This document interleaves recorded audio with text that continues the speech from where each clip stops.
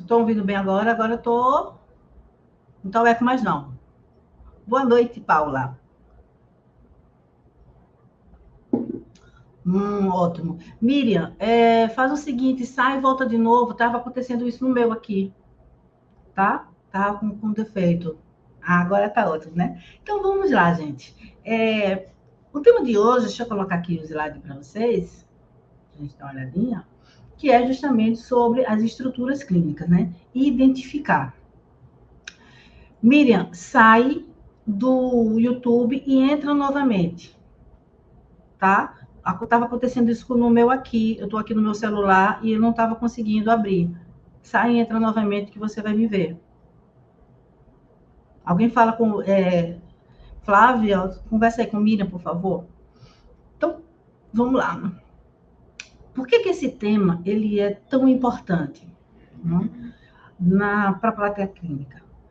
Porque muitas vezes nós não temos um alcance dentro do. Deixa eu tirar aqui, me tirar, deixa eu voltar para aqui.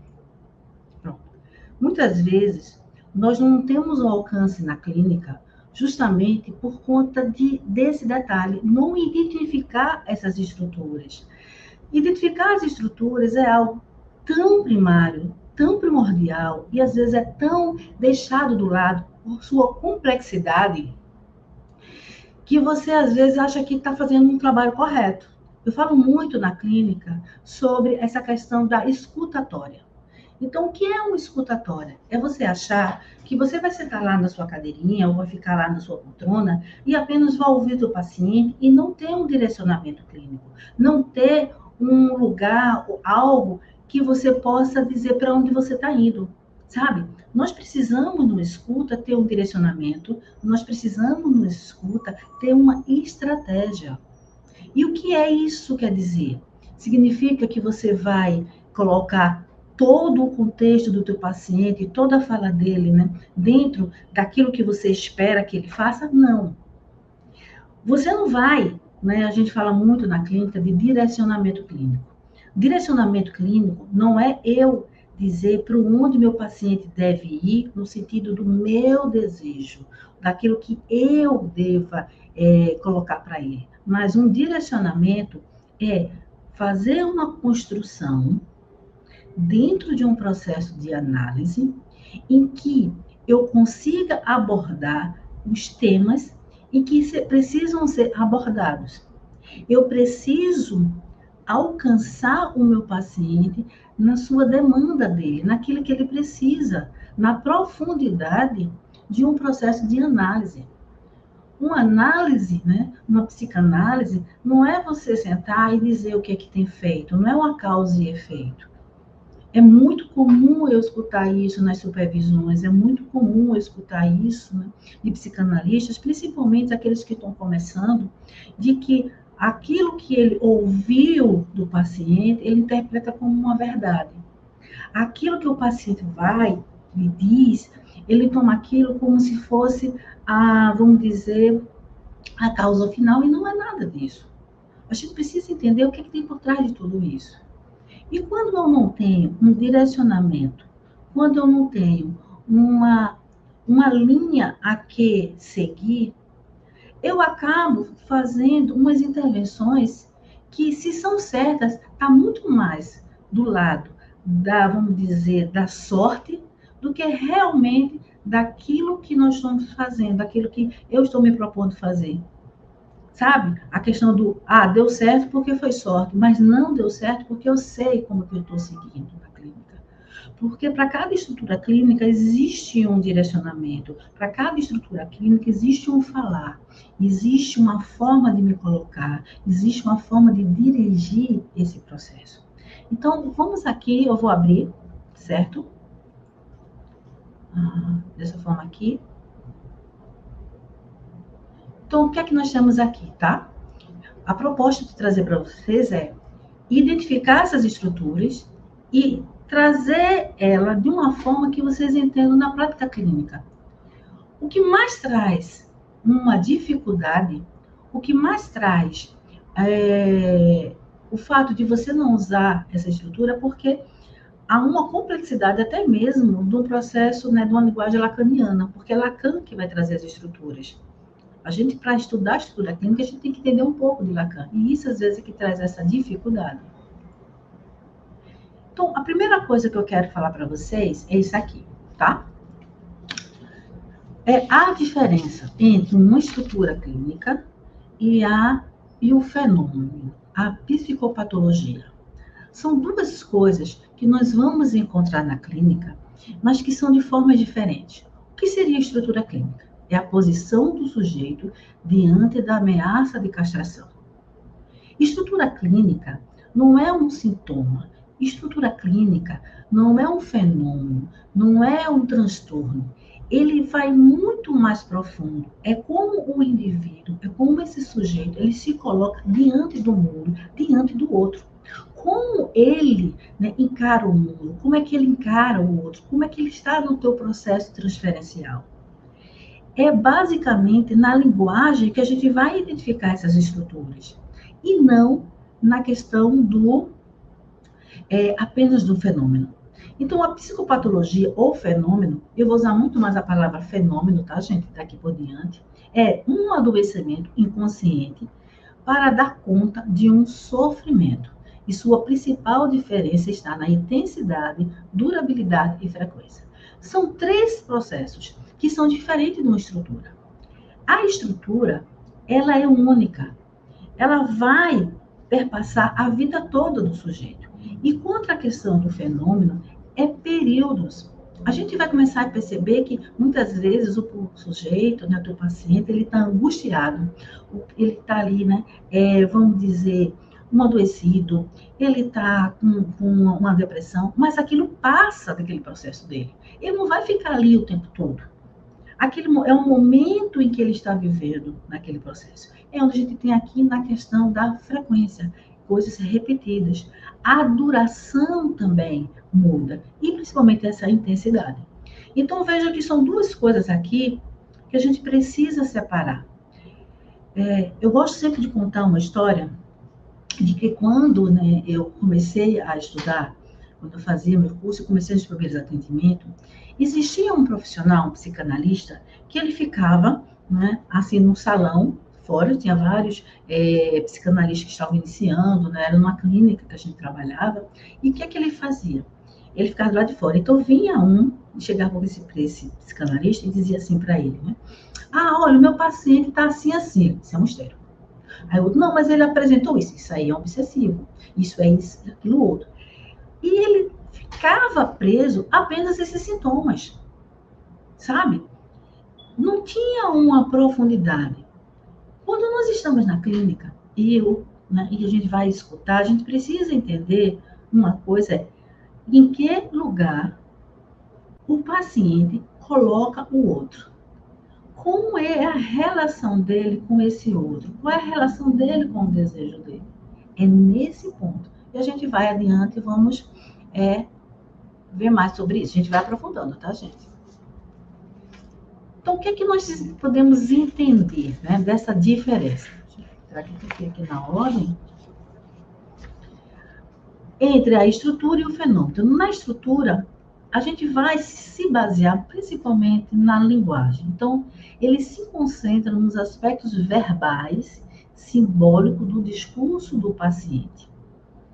Enquanto no fenômeno é a emoção. Por exemplo, né? Vamos colocar aqui um paciente histérico. O paciente histérico tem a sedução. Ele vai te seduzir. Ele vai colocar em você, naquele lugar, sabe, do sujeito suposto saber, que você sabe tudo, e ele vai estar o tempo todo te ouvindo.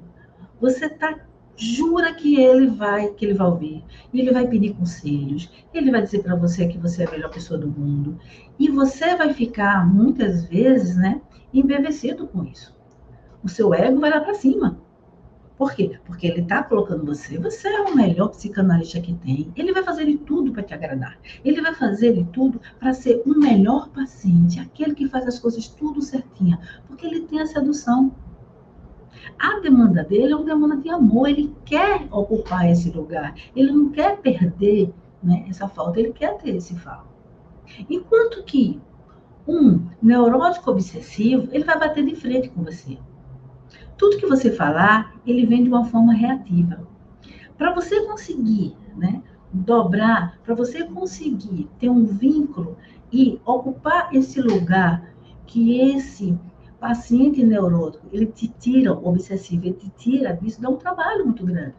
Porque o que é que ele vai fazer? Ele vai estar sempre, é como se estivesse testando você, dizendo para você que você está fazendo tudo errado, todas as suas intervenções ele não vai aceitar, tudo que tu fala ele vai de conta, sabe? Até brinco às vezes com meus pacientes. Eu digo, olha, eu vou aqui, tu faz isso, eu vim aqui, tu faz isso. Eu brinco muito com os pacientes nesse sentido.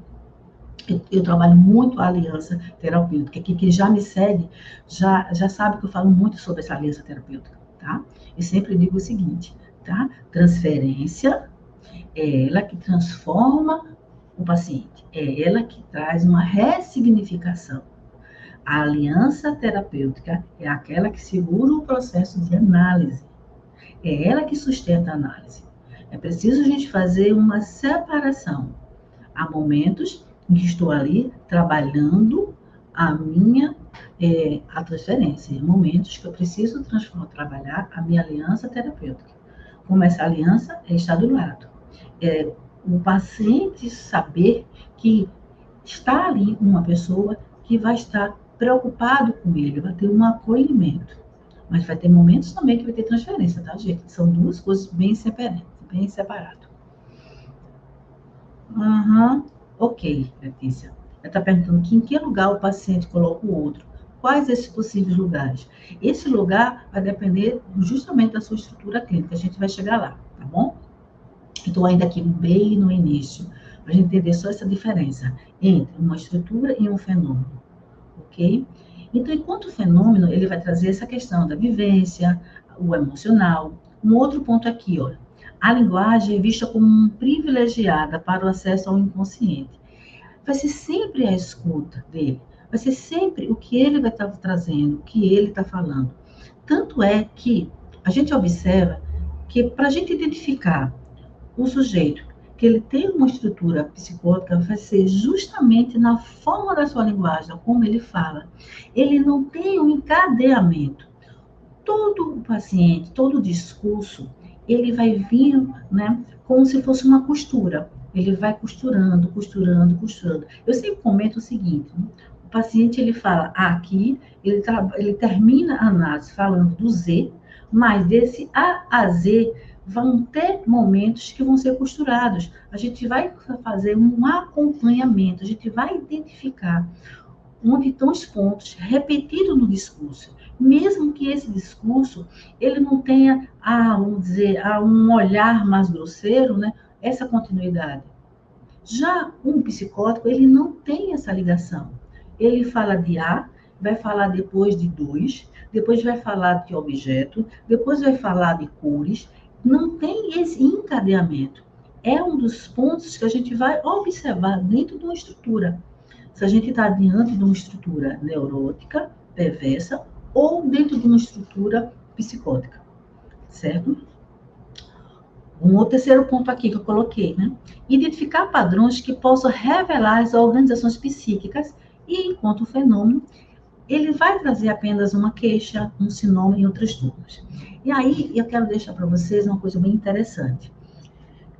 Quando nós falamos de estrutura clínica, nós estamos falando dentro de uma estrutura ligada àquilo que Lacan trouxe, tá?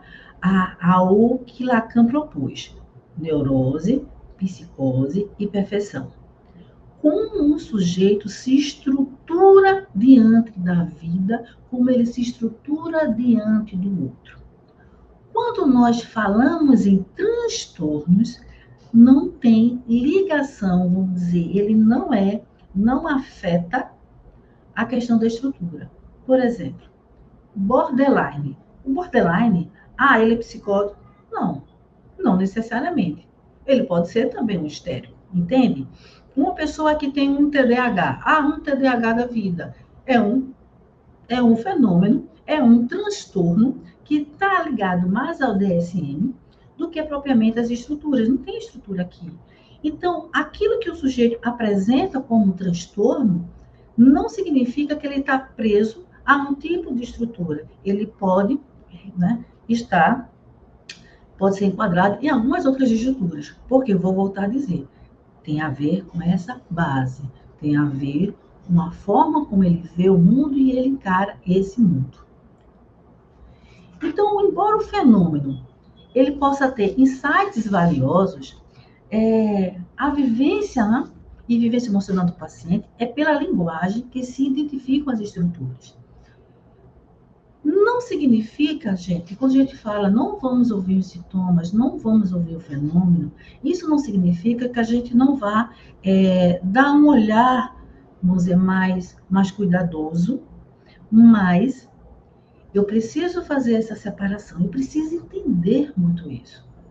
O sintoma, para mim, vai me ajudar, no caso, a saber qual é o mecanismo de defesa que ele está utilizando, como eu vou atuar com ele, como ele está encarando aquela situação que ele está vivenciando, pontual, factual, mas a minha forma de tratar, eu vou sempre fazer, meu direcionamento vai ser diante de uma estrutura. Eu vou bater muito nessa tecla aqui com vocês. Um outro ponto que eu acho que é muito importante deixar aqui muito claro é que existe um diagnóstico diferencial e existe o diagnóstico estrutural. Qual é a grande diferença dos dois?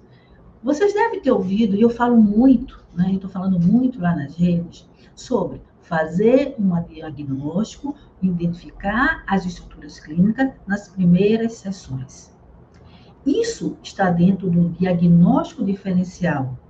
O que quer dizer isso? É que quando eu recebo esse meu paciente, eu preciso minimamente saber que caminho eu vou tomar, principalmente se ele for, né, um psicótico.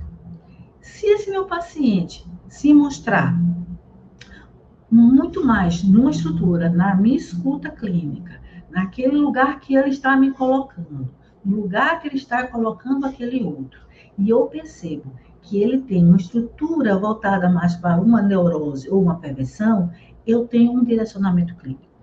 Se eu, na minha escuta, no lugar que ele coloca esse outro, no lugar que ele está me colocando, observando o seu discurso, percebo e desconfio que ele tem uma fala, ele tem uma estrutura voltada mais para a psicose, é um outro direcionamento.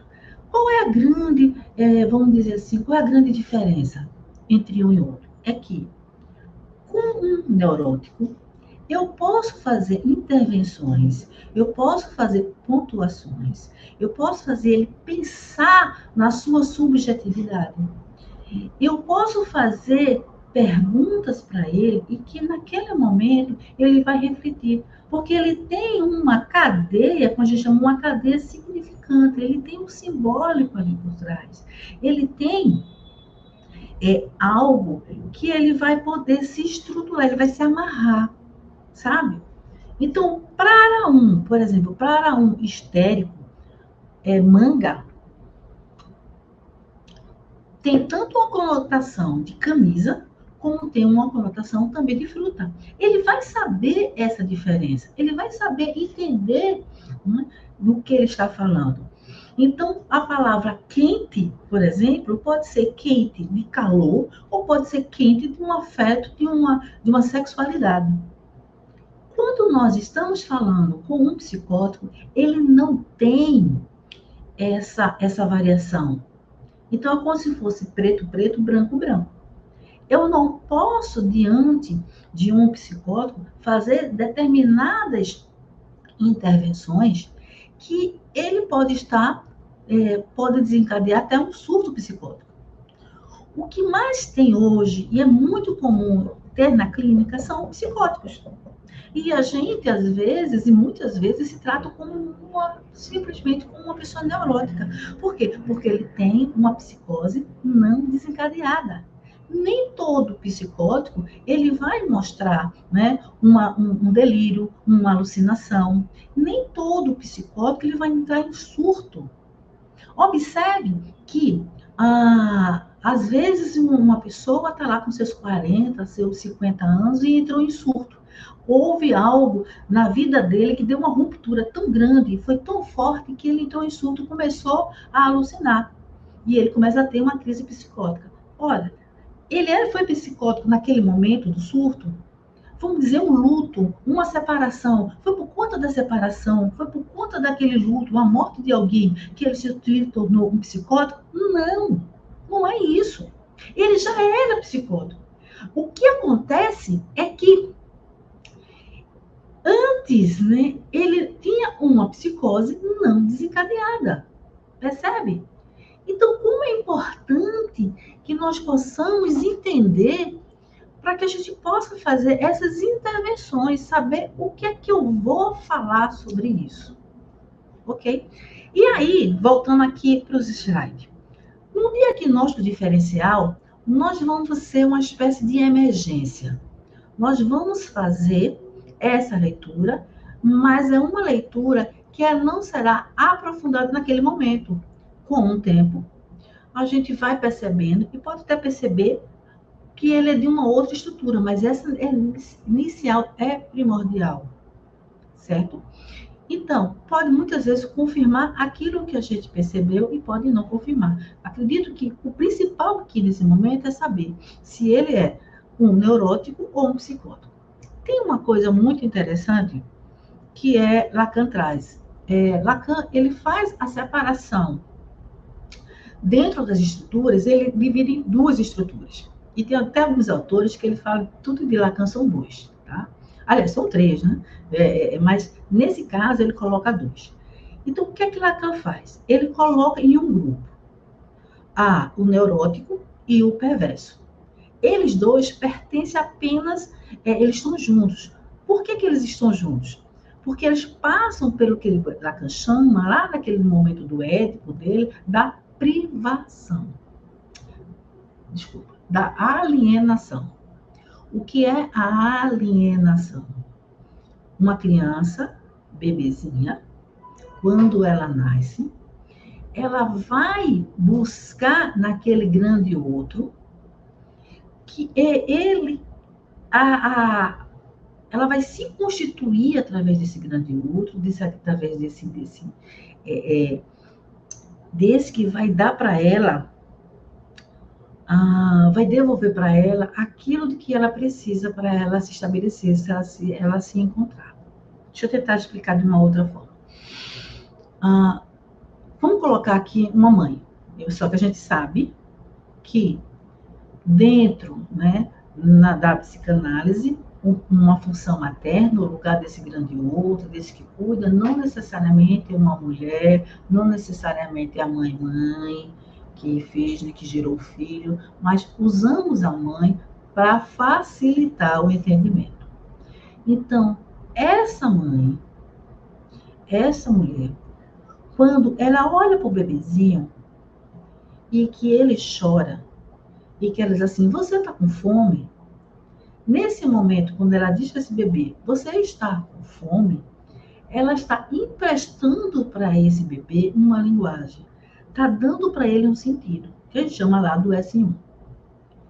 Aquele bebê, a partir dessa escuta dessa mãe, dessa devolução que essa mãe dá para ele, dizendo que ele tem, é como se ali naquele momento ele começasse a ter um sentido para ele. Ele começa a perceber que ele deixa de ser um pedaço de carne por conta de que alguém olhou para ele, alguém escutou o seu choro, alguém interpretou esse choro e alguém atendeu uma necessidade dele. E aquele que atendeu essa necessidade, aquele que olhou para ele, aquele que deu acolhimento, que é aquele grande outro dele, ele vai começar a desejar que esta pessoa fique mais próxima dele. Então, há um processo de alienação. Aquela criança, ele vai querer ser o desejo desse outro. Ele se colocar no lugar para que essa pessoa, ela possa cada vez mais cuidar dele. Ela possa cada vez mais querer ele.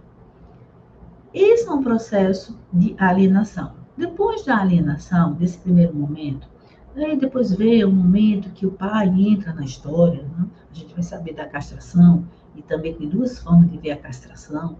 Tem a castração lá, segundo Freud, e tem a castração segundo Lacan. Nesse momento em que nós vamos ter essa castração lacaniana, que esse pai entra, esse falo entra, que traz como lei, essa mãe, ela se separa dessa criança na percepção da criança, na subjetividade dessa criança. Ela entende, né? Ela percebe que essa mãe saiu e vai entrar num processo de separação, porque ela percebe que essa mãe não tem esse falo, essa mãe não é tão forte, existe uma pessoa bem mais forte para ela. E aí, nesse momento, ela sai daqui e vai entrar no processo de separação para buscar esse falo, que é muito mais forte. Dentro das estruturas, é aí que está, a gente vai conseguir ver a definição das três. O psicótico, ele não entra na alienação. Ele não faz parte desse S1. Ele é bem antes disso. Não há essa alienação desse grande outro. Por isso, ele vai buscar esse grande outro, esse outro fora dele. O que a gente vai trazer para uma questão prática para que a gente possa entender isso? O psicótico, ele não tem esse outro como alguém que ele precise dele para estar junto dele, que ele necessite desse outro. Desculpa.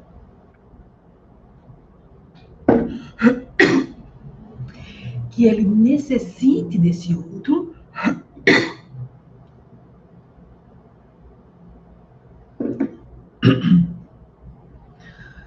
para que ele possa sobreviver. Ele é antes disso. Ele vai buscar justamente fora desse vínculo. Percebe? Desculpa, gente.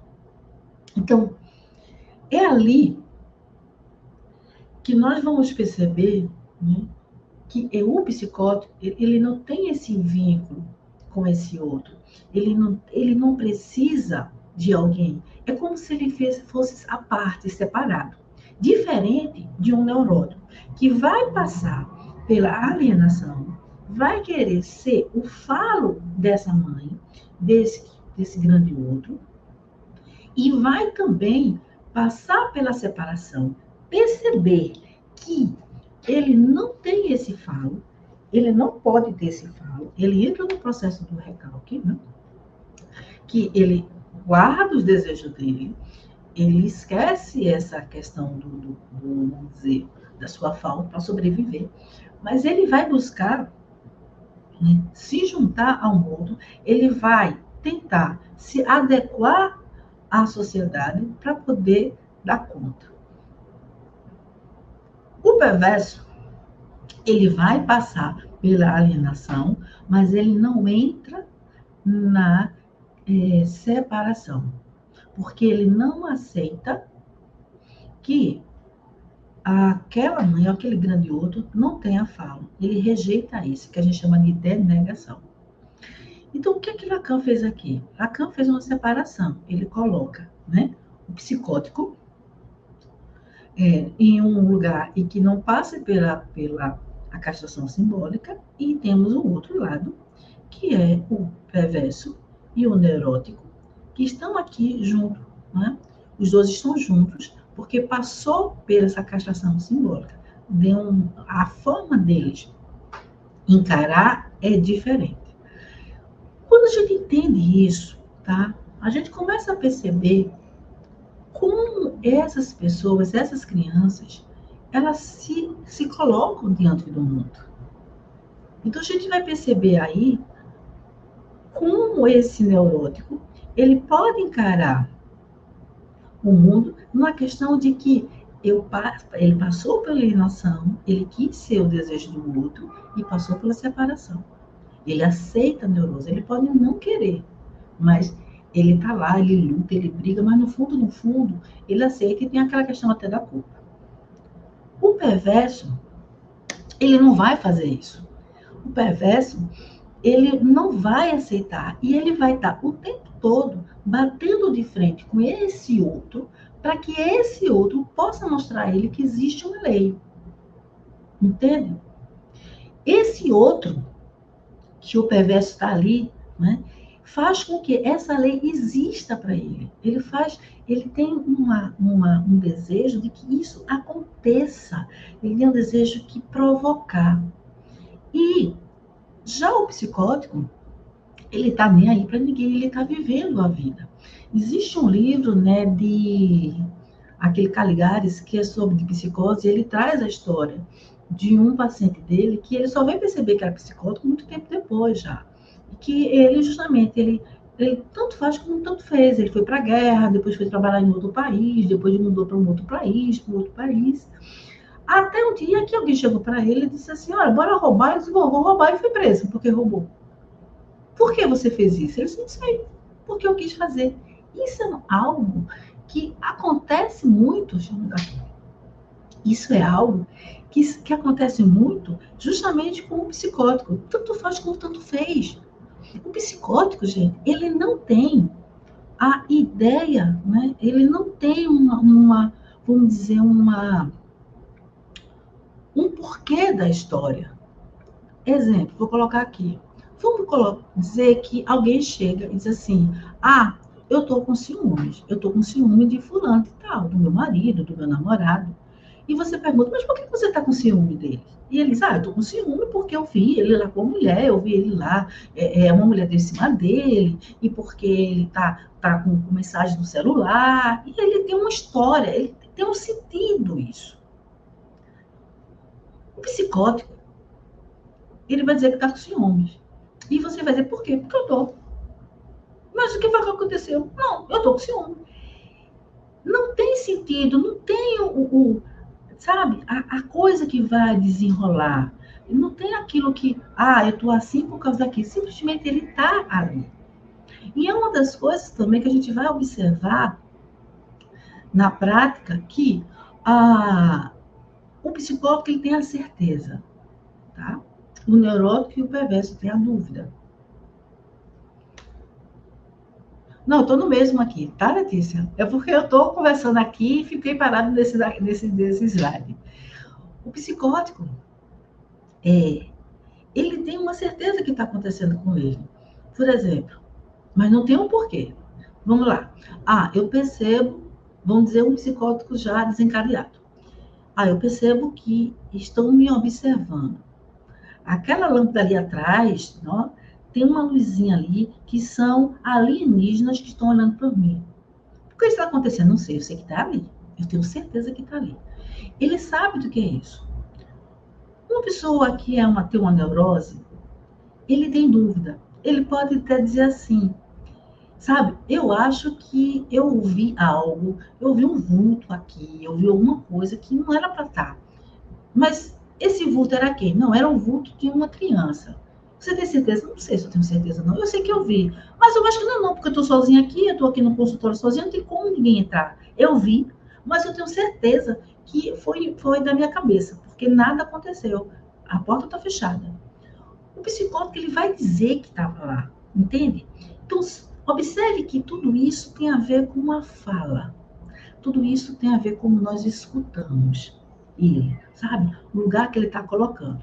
Então, só voltando aqui, o diagnóstico diferencial vai nos ajudar a perceber nesse momento, mas o diagnóstico estrutural, ele leva mais tempo, que é como se fosse uma confirmação daquilo que nós estamos pensando. Deixa eu aumentar aqui agora. Pronto.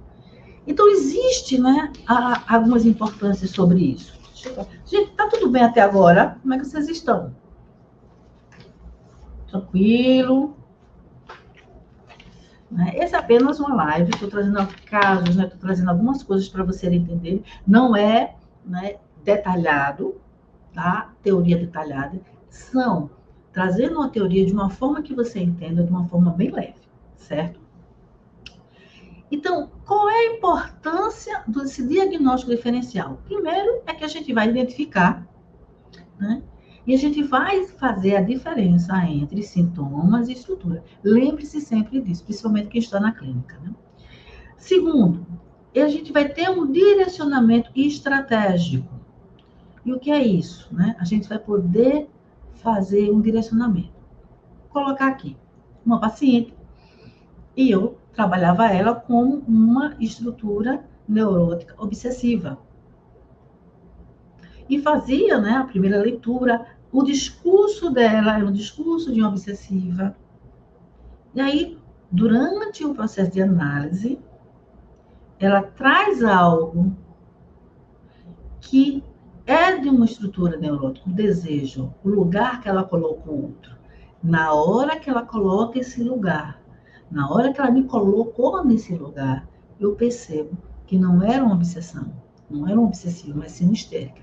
E na mesma hora, quando eu mudo a minha forma de dar o direcionamento, ela tem uma melhora muito grande.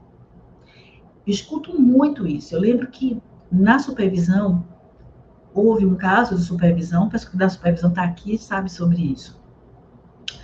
E a supervisionando foi trazendo sintomas, sintomatologia. E estava todo mundo lá, é neurótico, histérico, até que ela traz um pequeno detalhe. E é nessa fala do pequeno detalhe, eu lembro que ela traz que a paciente confronta ela o tempo todo, não aceitava o que ela trazia, diferente da sintomatologia que ela vinha, que parecia ser uma histérica. E era nessa fala, no lugar que ela colocou, que a gente vai perceber que era uma estrutura, era uma neurose obsessiva. Há outra coisa também muito interessante, é que quando nós começamos a observar a questão do lugar que esse paciente nos coloca, sobre a linguagem dele, a gente vai perceber que, deixa eu botar aqui, deixa eu diminuir aqui, tá? Nós vamos começar a perceber que o perverso, ele também está na clínica. O perverso tem culpa, o perverso tem angústia. Um histérico, ele tem atitudes de perversão, sabe? Até porque, quando se fala de perverso, se imagina que é aquele homem ruim, aquela pessoa ruim, aquele serial killer, aquele que faz coisas. E nem tem sempre. O perverso, né, dentro de uma estrutura perversa, ele vai estar o tempo todo confrontando a lei, no sentido de testar essa lei. Mas ele pode ter uma sintomatologia histérica. Ele pode ter, dentro de um posicionamento dele, ele pode estar diante da vida se apresentando muito mais sintomas histéricos do que perversos. Mas é nessa escuta, é no pontinho ali que a gente vai ver que a estrutura é perversa, que lugar ele está colocando aquele outro, sabe? Ele pode ter a culpa, que é característico do histérico, ele pode ter a dúvida, que é muito característica do histérico. Mas na hora que ele está se relacionando com alguém, a gente vai ver que ele tem, sabe aquela questãozinha de deixar o outro mal, fazer com que o outro, né, sofra, né, disfarçadamente. É nessa linhazinha que a gente vai percebendo que nós estamos falando com uma estrutura perversa e não com estrutura neurótica. Muitas vezes a gente está com uma pessoa numa melancolia enorme e a gente vai dizer que é um psicótico. Não, às vezes é só uma histeria. Entende? Então a gente precisa entender isso. Então, a gente vai fazer esse direcionamento estratégico e cada vez mais a gente vai conseguir ter mais pontuações, mais intervenções assertivas. Há outra coisa também importante que eu quero falar com vocês, que é o seguinte. Muitas vezes, um profissional ele tem medo de cobrar, ele tem medo de buscar um preço justo, porque acha que os pacientes dele não estão tendo uma evolução que deveriam ter. E aí volta para aqui. Às vezes ele não faz esse direcionamento. E aí ele não se sente seguro. Ele não se sentiu no seguro. Ele não tem como cobrar mais caro. Então nós vemos hoje absurdos hoje na clínica, gente. Sabe? Eu acho que a gente deve sim trabalhar o social. Eu faço sim trabalho social. Mas o que a gente vê de clínicas hoje aqui, explorando um profissional, ele se matando para trabalhar, para poder ter uma renda melhor no final do mês, mas se matando de atendimento, isso não é saudável. Quando a gente se esforça, a gente estuda, a gente investe, a gente precisa ter, sim, né, buscar ter um custo, né, vamos dizer, um valor de consulta nossa, que seja justo por tudo que a gente desenvolveu, tudo que a gente investiu. Então, eu preciso ter valores cheios e preciso ter também, se eu quiser, um valor social. Mas se eu fico aqui só no social, tem alguma coisa errada. E às vezes acontece por conta daqui, por causa de algo que a gente nunca consegue dominar e a gente vai se colocando, como eu até falei, eu até essa semana um vídeo sobre isso, né, como impostor. Eu não sei se vocês já se sentiram assim. E aí o processo contínuo que vai com que, à medida que a gente vai dando esses direcionamentos, nós vamos conseguindo que esse paciente evolua. Esse paciente evoluindo, esse paciente estando bem, consequentemente, ele sempre tem aquele boca a boca. Eu falo para o pessoal, gente, eu não faço divulgação da minha clínica, mas no Instagram eu faço divulgação de outras questões, de ensinar, de cursos, mas não da minha clínica, porque existe o boca a boca, existe aquele que já deu certo, que vai, que fala, e assim a gente continua. Tudo ok, gente, tá tudo certo aqui. Deixar, eu vou falar aqui a noite toda, tá? A gente tem um monte de coisas. E, no final, eu vou trazer aqui uma proposta para vocês, tá certo? Como é que vocês estão sentindo aqui? Como é que vocês estão? Tá tudo tranquilo? Eu vou trazer para vocês uma proposta no final. Quem ficar também até o final, eu tenho o mapa mental, o esboço do mapa mental de tudo isso que eu estou dando para vocês, eu vou conseguir colocar, e aí vai receber, tá certo? Então, o que é que define, né, uma estrutura clínica? É a resposta à angústia de separação.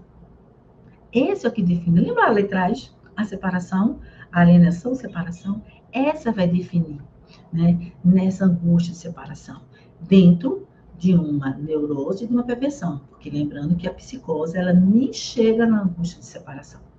Ela está bem antes disso aqui. O que é que temos também nessa angústia do desamparo? Tá? Então, o desamparo é algo que a gente todos nós vamos passar, e todos nós passamos por esse desamparo primordial início de tudo. Então, é o seguinte, né? Qual é a definição? A criança, ela percebe que não é tudo para o outro, que o outro não é tudo para ela. Esse é o desamparo, esse é saber que aquele outro, né, tem outro desejo. Vamos voltar um pouquinho lá naquela alienação. Quais são as implicações para isso? Quando ela percebe que esse outro não é tudo para ela, então ela vai fazer as suas escolhas. Ela vai buscar de que forma ela vai encarar esse mundo, de que forma ela vai lidar com esse outro, para poder ela estar bem, para ela poder, vamos colocar que seja um mecanismo de defesa. E a forma de tratar, né, essa ausência do outro, ela vai ter também respostas diferentes com relação à estrutura. Então, o que é que nós temos aqui, né, dentro dessas respostas da angústia de castração, na neurose? Ela lida com a ausência do outro através do recalque. O que vem a ser esse recalque? O recalque é coisa boa, gente. O recalque não é coisa ruim, não, tá? O recalque é o desejo que aquela criança esqueceu, foi para um lugar dela em que ele não pode vir à tona porque vai existir uma censura. Explicando de uma forma bem simples. Quando o teu paciente, ele está contigo, isso aí é neurose, tá? Quando o teu paciente está contigo lá, e existe questões da infância que ele não consegue falar, existe ali uma resistência, há um desejo proibido por conta daquilo. Lembrar de algo, trazer à tona esse desejo, vai fazer com que ele tenha uma angústia muito grande, porque a censura está instalada. Eu gosto muito de falar que existe, né, a imago, eu gosto sempre de fazer essa diferenciação. Existe a imago e existe o objeto interno. Qual é a grande diferença dos dois? E a imago é aquilo que eu vi do meu pai, ou da minha mãe, ou aquele objeto primário, e eu eu introjetei aquela imagem. Então, que imagem é essa? A imagem é que minha mãe é assim, meu pai é desse jeito, o meu tio foi de outro jeito, o meu avô de uma forma, de outra. Essa imago, que traz para a gente uma lembrança, é algo que a gente pode trabalhar ela lá naquela fase da oralidade, quando a criança ela reage de uma forma para ser aceita pelo outro. Então, existe a censura que vem para ela, o pai e a mãe diz que não pode fazer, ela não faz, porque ela quer ser aceita pelo pai e por essa mãe. Ela tem a imagem desse pai e dessa mãe, né, introjetada. Enquanto o objeto interno, o objeto internalizado, eu sou esse objeto agora. Então, não é mais aquilo que meu pai e minha mãe disse de mim. Sou eu. Eu é que sou dessa forma. Eu é que ajo assim. Então, sou eu que sou rancorosa. Sou eu que sou perfeccionista. Sou eu que tenho umas tendências, tenho tiques. Não é meu pai nem minha mãe. E aí que nesse ponto que é muito mais difícil de trabalhar. E aí o neurótico a gente vai trabalhar o recalque. Porque aquilo que foi internalizado, aquele objeto que eu internalizei, lembra da identificação?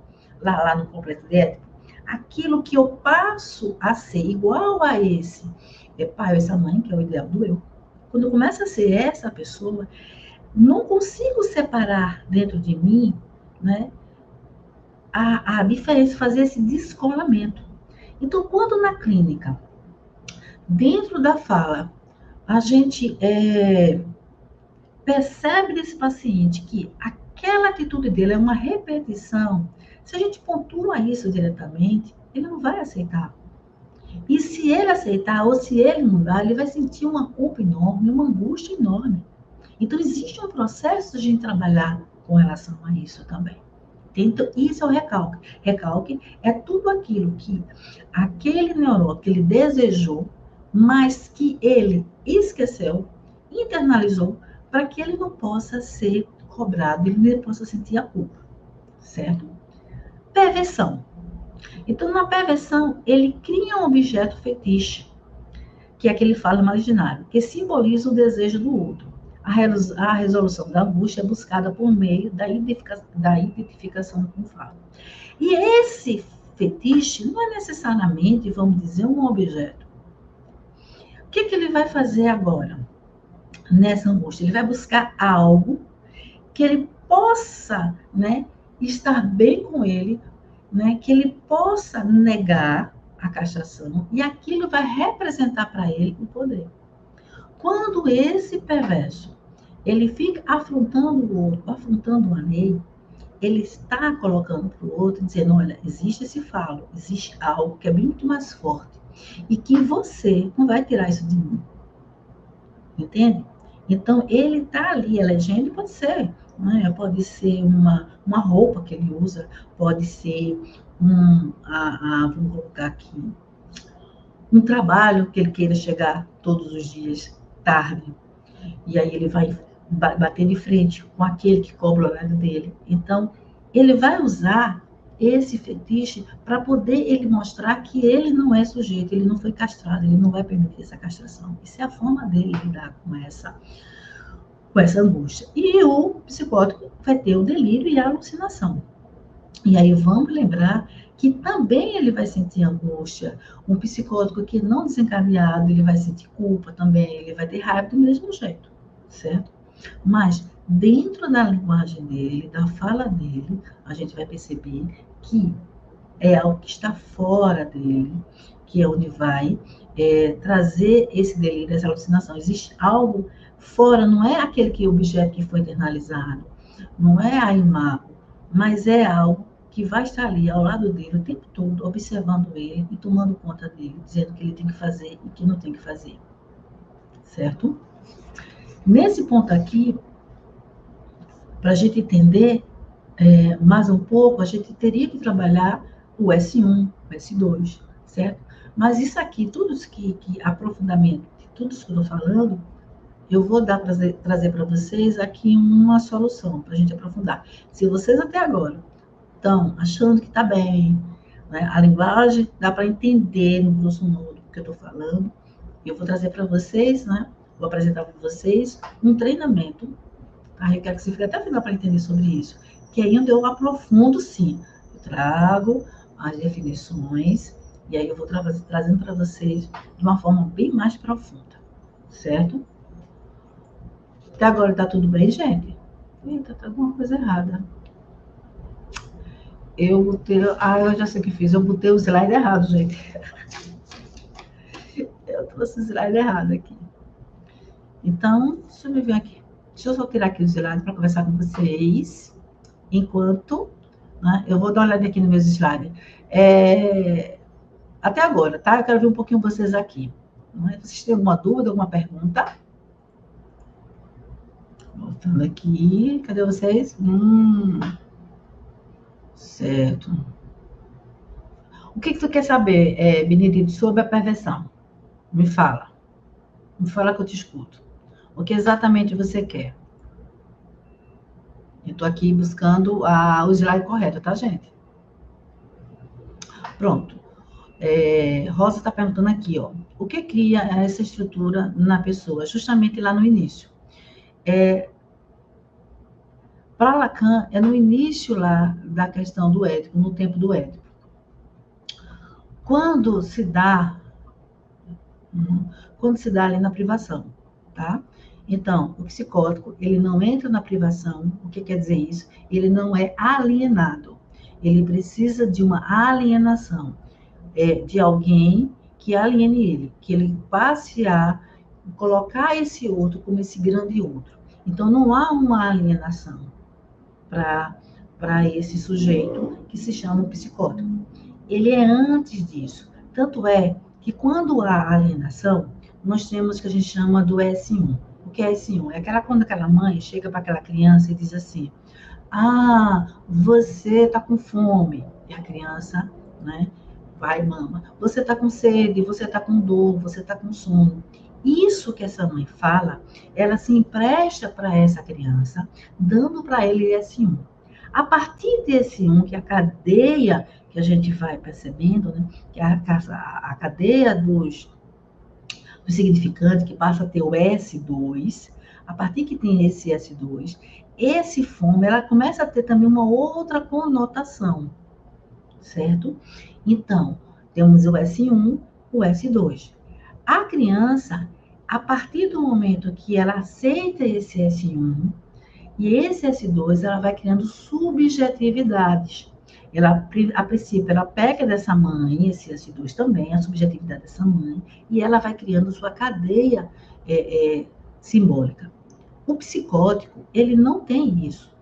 O psicótico, por isso ele é muito branco, branco, preto, preto. Manga é manga, sabe?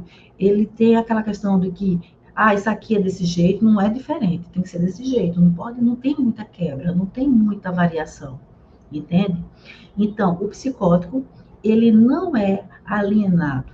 Ele não tem a alienação, ele não passa por esse primeiro momento. Depois disso, né, aí nós temos aqui o neurótico e temos o perverso. Depois que sai, né, desse processo de alienação, vem a separação. O neurótico, ele continua e vai passar pelo processo de separação. O perverso, ele fica nessa alienação.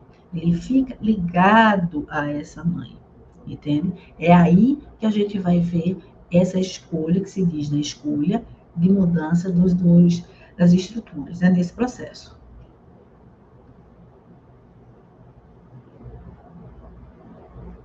Deixa eu ver aqui.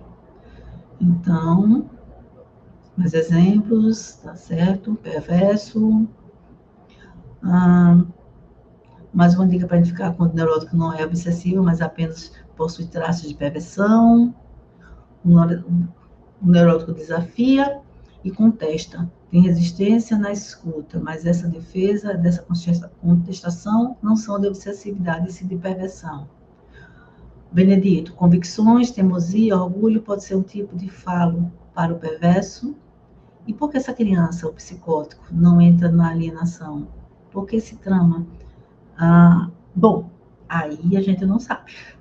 Ora, por que tem essa escolha ou não? Não é algo que é definido, porque senão a gente iria trabalhar. Ele não fez isso por causa daquilo. É a questão mesmo do próprio sujeito. Eu não vi em canto nenhum falando, ele fez isso por causa daquilo outro, não é causa e efeito, tá? Me pediram aqui mais um pouco sobre essa diferença de perversão obsessiva. Veja, a gente precisa entender que lugar o perverso ele fica diante do mundo, certo? O perverso ele vai trazer esses traços de que o principal é que ele vai sempre querer que esse outro perca esse lugar dele. Ele vai estar sempre testando esse outro para provar que essa lei ela é falha. Cada vez que eu digo que eu não sou castrado, que eu sou forte, você vai ter que provar para mim esse lugar que eu estou. Sabe? Quando eu vou e faço com que, deixa eu me dizer aqui, eu faço com que você, eu manipulo você de um jeito e que você tem que estar o tempo todo preocupado comigo para sair desse lugar.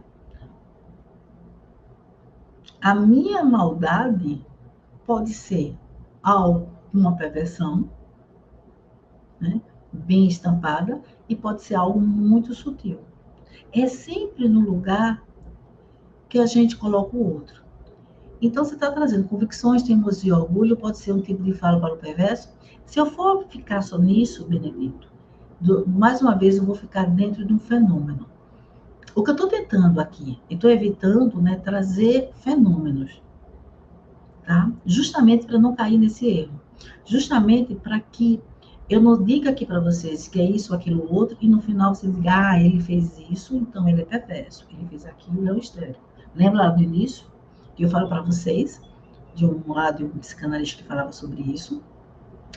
Então, o que eu quero hoje, nessa live de hoje, é entender que no dia a dia, essa parte da teoria na prática, vocês vão observar, vão tentar ver o lugar que você é colocado.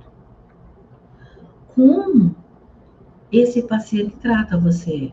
Onde que está essa cadeia de significado? Deixa eu pegar aqui, eu acho que eu consegui pegar o slide correto. Eu perdi o slide. Deixa eu ver aqui, salvar agora. Ok. E aí eu estava sem ser na ordem que eu deveria estar. Deixa eu só pegar aqui o slide, tá, gente? Ele vai entrar aqui pra gente. Que é o slide correto. Então, percebem? Porque não é trauma, Rosa. Veja, porque essa criança, o psicótico, ela não entra na alienação. Pode ser um trauma de alienação? Não necessariamente. É isso que eu posso dizer. Vem muito da subjetividade. Não existe algo que tem a ver, vamos dizer, com o outro. É você que faz as escolhas. É ali no processo dele. É uma escolha que, por isso a gente chama de escolha. Sabe, se a gente fazer um trauma, a gente vai dizer, então, se foi um trauma, a culpa de alguém ser um psicótico, ter uma estrutura psicótica, é de uma outra pessoa. Foi do pai e da mãe que fez isso, aquilo, outro. Não tem a ver essa culpa. E aí tem uma coisa também, gente, que eu quero deixar aqui muito claro para vocês, tá? Eu acho que é muito importante. É que, quando a gente trabalha com estrutura, não tem uma estrutura melhor nem outra pior. Tá tudo na mesma linha. Eu posso ser ter uma estrutura psicótica, estar muito bem, me relacionar muito bem, ter uma vida muito tranquila, uma psicose não desencadeada, do que um neurótico que tem ali depressão, que tenha desejos suicidas, que tenha uma culpa exagerada. Percebe? Eu posso ser uma pessoa perversa, estar muito bem, me relacionar muito bem com o outro, sem necessariamente desenvolver uma perversão, como a gente conta por aí, nessa maldade enorme, lá nas entrelinhas. da minha forma como eu coloco no outro, mas está muito bem e tem até, né, uma maldade, vamos assim dizer, menor do que um obsessivo ou que um histérico. Percebe? Gi, a gente vai trabalhar isso lá no treinamento Rumo Certo 2.0, certo? Então, observe isso. Então, o que a gente costuma ouvir? Costumamos ouvir, abriu aqui, tá, gente? Eu vou botar aqui, finalmente, os slides. Nós costumamos ouvir que o neurótico é o melhor que tem, e não é. Não necessariamente.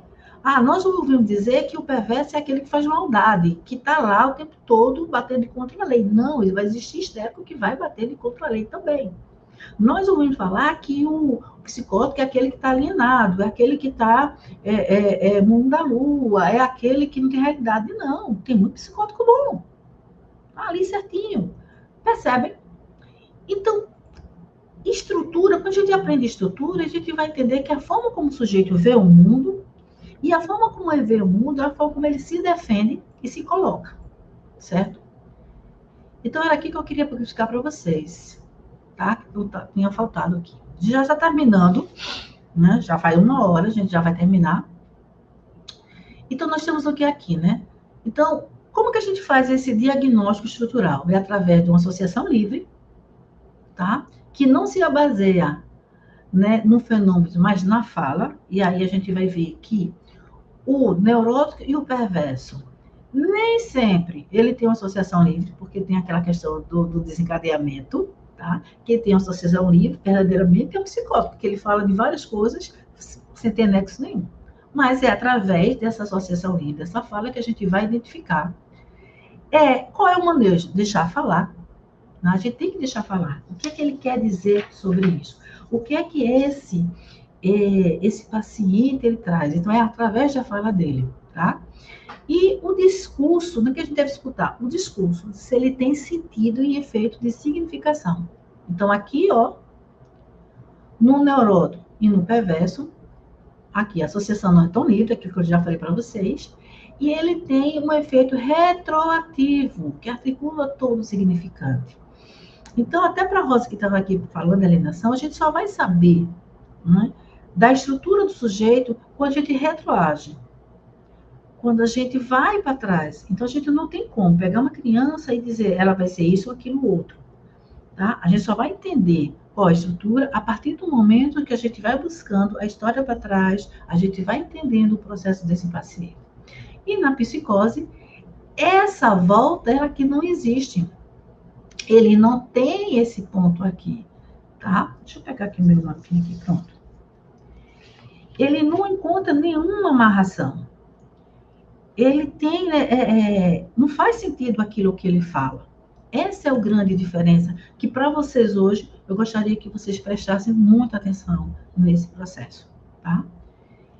E aí, né, eu vou trazer algo que eu acho tão importante, que a gente escuta muito aqui nas supervisões, que é o seguinte, né? Eu gosto muito de trazer essa questão de Luiz Figueiredo, que ele diz o seguinte: há muitas mentes atulhadas de teoria que não operam como mentes de analista, enquanto há outras com pouca teoria e mesmo sem nenhuma que, mal ou bem, fazem seu trabalho direitinho. Que é uma das coisas que eu bato muito na mentoria e na supervisão. Às vezes não é entender a teoria, o jargão, sabe? O aprofundamento da teoria, mas quando a gente compreende o que quer dizer isso, a gente compreende, né, onde aquele autor quer chegar, a gente compreende o sentido de um conceito, a gente consegue atender muito mais os nossos pacientes. E é isso que eu gosto de trazer para vocês numa supervisão. E é isso que eu gosto de trazer para vocês numa mentoria. E quando eu não estou, vamos assim dizer, numa formação. Tá? Na formação eu sou mais detalhada. Mas numa mentoria, num curso mais rápido, o que é importante para vocês é que vocês entendam o processo. Veja quantas dúvidas aqui vocês tiveram daquilo que eu trouxe. Mas daquilo que eu trouxe hoje, vocês conseguiram entender essa diferença estrutural? Conseguem perceber que A gente não pode, né, pensar só em uma estrutura com relação aos sintomas, a gente precisa entender na linguagem, conseguir perceber algumas diferenças entre as estruturas em si. Eu queria ouvir vocês aí falando. Consegue perceber as diferenças, né, de que uma e de outra, né, pelo menos de uma forma que vai ajudar vocês na clínica? Isso é muito importante.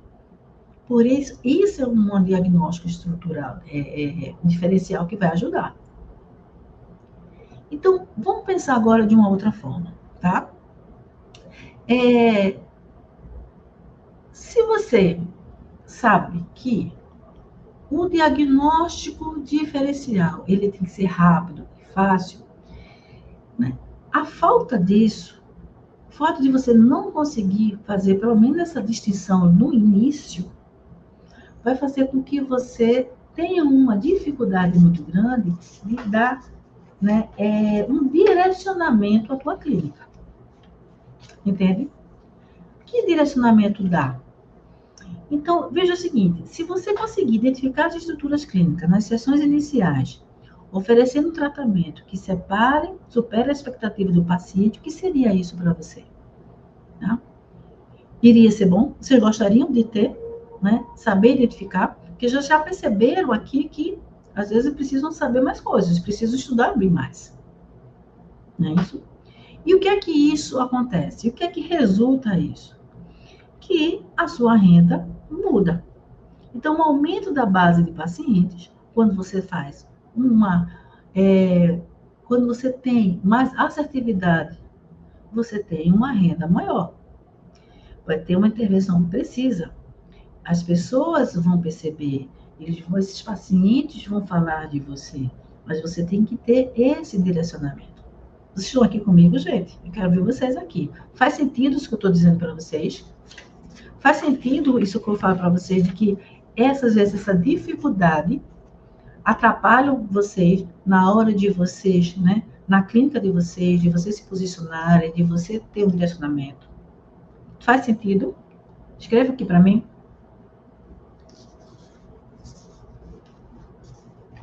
Quero ver. Então, o que é que hoje eu quero trazer para vocês, tá? Oi?